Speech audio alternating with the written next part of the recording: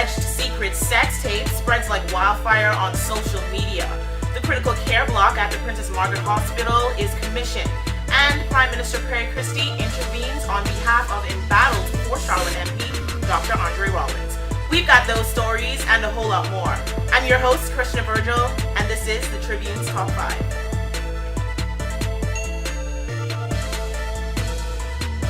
Social media exploded with commentary this week after several videos of women engaged in sexual acts went viral. A police officer was charged before the courts after a video of a woman engaged in a sexual act was shared hundreds of times on Facebook.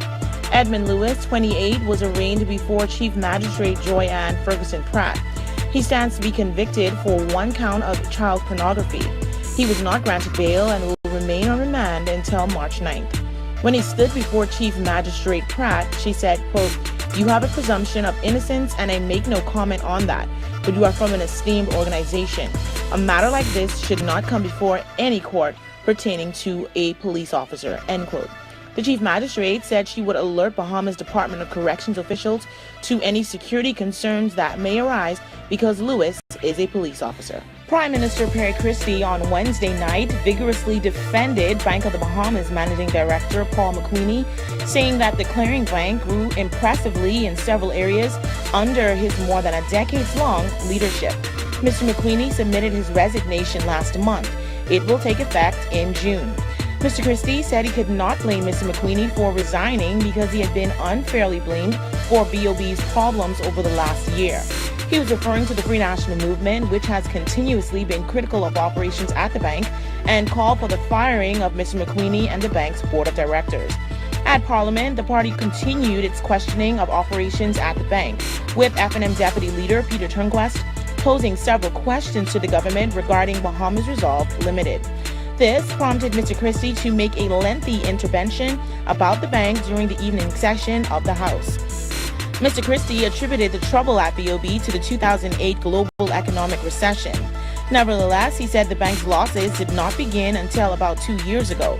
Mr. Christie said when Mr. McQueenie joined the bank, it had terminal assets of only $93 million. But under his leadership, the numbers increased more than tenfold to more than $900 million by 2012, among other things. It was severely delayed and plagued with a host of challenges. However, the day finally came on Thursday when officials officially commissioned the critical care block at the Princess Margaret Hospital. Nearly 2 years after its initial proposed opening date, officials on Thursday formally announced the official commissioning of the Princess Margaret Hospital's multi-million-dollar critical care block. The block, a project originally introduced by the Free National Movement in 2011, was originally set to open in June 2013. However, a number of challenges plagued it since its inception under the former Ingram administration.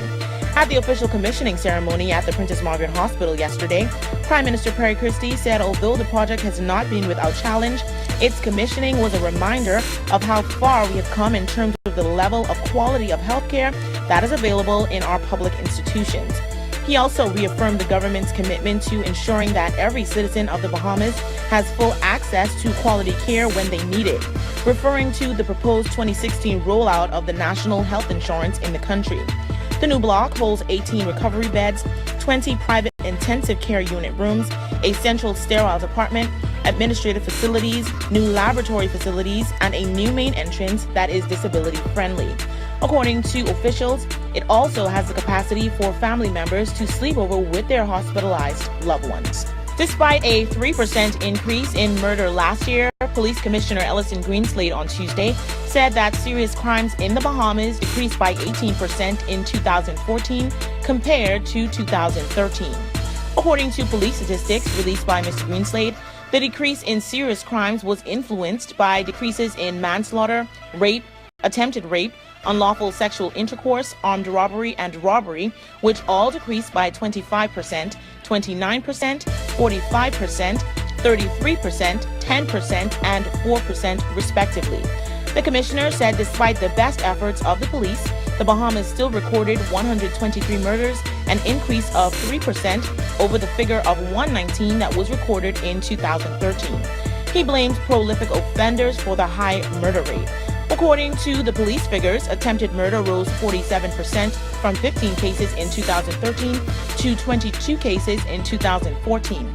The category of attempted robbery also saw an increase of 3% from 30 cases in 2013 to 31 cases in 2014. Despite several times publicly criticizing his leader, Prime Minister Perry Christie, Fort Charlotte MP Dr. Andre Rawlings won't be suspended from the party, as many had hoped. The Progressive Liberal Party on Thursday night voted not to suspend Fort Charlotte MP Dr. Andre Rawlings after an intervention by Prime Minister Perry Christie.